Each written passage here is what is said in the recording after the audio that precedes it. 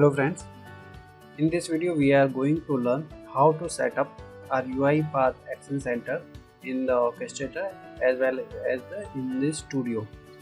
So in my last video we are at a stage where we extract the table from the PDF. So it's the continue part for that series, for this series. So let's start. First, you have to install UiPath Form Activity and UiPath Persistent Activity from the UiPath Studio.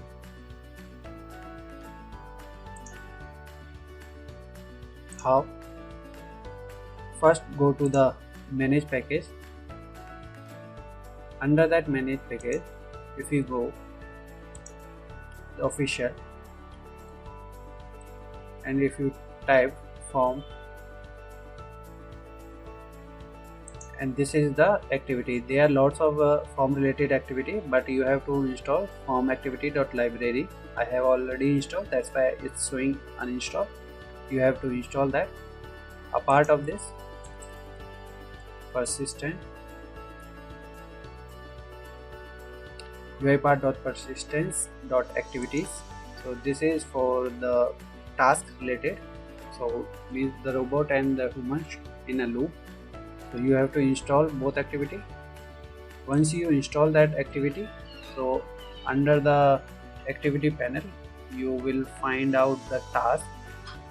If you write long running, like long, under this long you have an option task. Under this task, these are the activity which we are going to use furthermore. A part of this, you have to install the orchestrator. Under your tenants, you just click on the three drop, like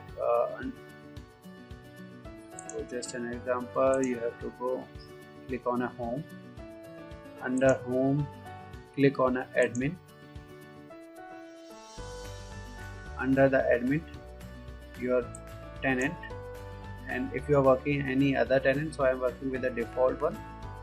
If you are working with another or any particular custom tenant, so you have to go there and just click on the three dots. Under three dot tenant setting, so I have already installed the action, that's why it's not coming here. If you not install, then you need to check that option and click on the save. So after that, your orchestrator panel should be visible like this, means you have to able to visible this action kind of a tab under your orchestrator. If you click on the orchestrator action tab, now you are able to see the three tabs: pending, unassigned and complete.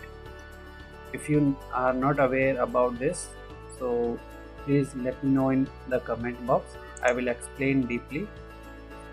By this, we have configured the action center in the orchestrator and as well as in the studio.